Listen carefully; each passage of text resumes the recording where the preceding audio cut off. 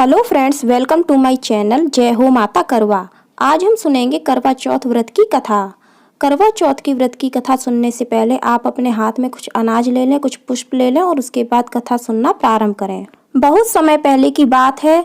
एक साहूकार के 7 बेटे और उनकी एक बहन करवा थी।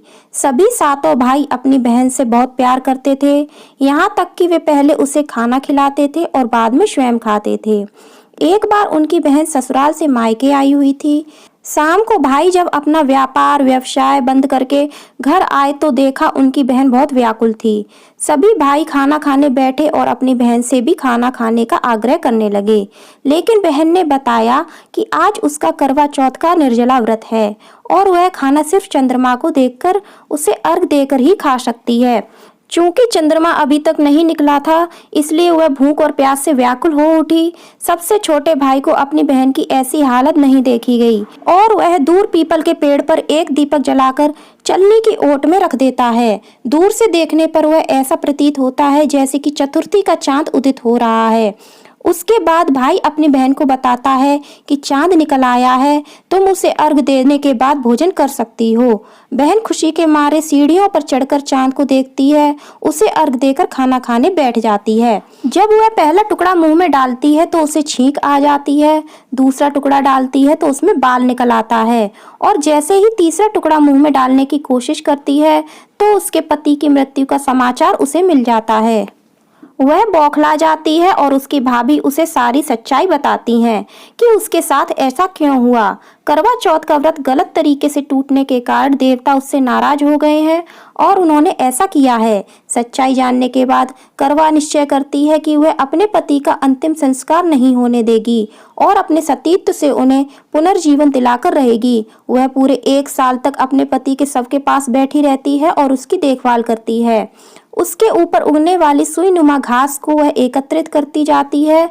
1 साल हो जाने के बाद फिर से करवा चौथ का दिन आता है। उसकी सभी भाभियां करवा चौथ का व्रत रखती हैं।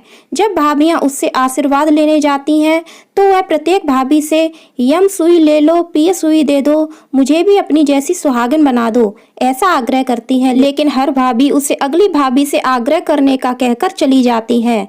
इस प्रकार जब 6ठे नंबर की भाभी आती है तो करवा उससे भी यही बात दोहराती है। यह भाभी उसे बताती है कि चूंकि सबसे छोटे भाई की वजह से उसका व्रत टूटा था, अतः उसकी पत्नी में ही शक्ति है कि वह तुम्हारे पति को दोबारा जीवित कर सकती है।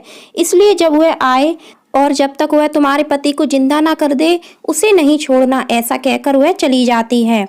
सबसे अंत में सबसे छोटी भाभी आती है। करवा उनसे भी सुहागिन बनने का आग्रह करती है, लेकिन वह टाल मटोली करने लगती है। इसे देखकर करवा उन्हें जोर से पकड़ लेती है और अपने सुहाग को जिंदा करने के लिए कहती है। भाभी उससे छुड़ाने के लिए नोचती है, खसोटती है, लेकिन करवा नहीं छोड़ती है। लेकिन अंत में उसकी तपस्या को देखकर भाभी पसीज जाती है और अपनी छोटी उंगली को चीरकर उसमें से अमृत उसके पति के मुंह में डाल देती है। करवा का पति तुरंत श्री गणेश करता हुआ उठ बैठता है। इस प्रकार प्रभु की कृपा से उसकी छोटी भाभी के माध्यम से करवा को अपना सुहाग वापस मिल जाता है। हे श्री गणेश, माँ गौरी, जिस प्रकार करवा को चिर सुहागन का वरदान आपसे मिला है वैसा ही सभी सुहागनों को मिले। बोलिए करवा माता की जय। आपको हमारी यह कथा कैसी लगी कमेंट करके जरूर बताना। पसंद आई हो तो लाइक करना और ज्यादा से ज्यादा शेयर करना। हमारे चैनल को सब्सक्राइब कर लेना और बेल आइकन को भी प्रेस कर लेना। कमेंट बॉक्स में जय करवा माता, जय करवा चौथ माता अवश्य लिखना। धन्यवाद। जय करवा माता।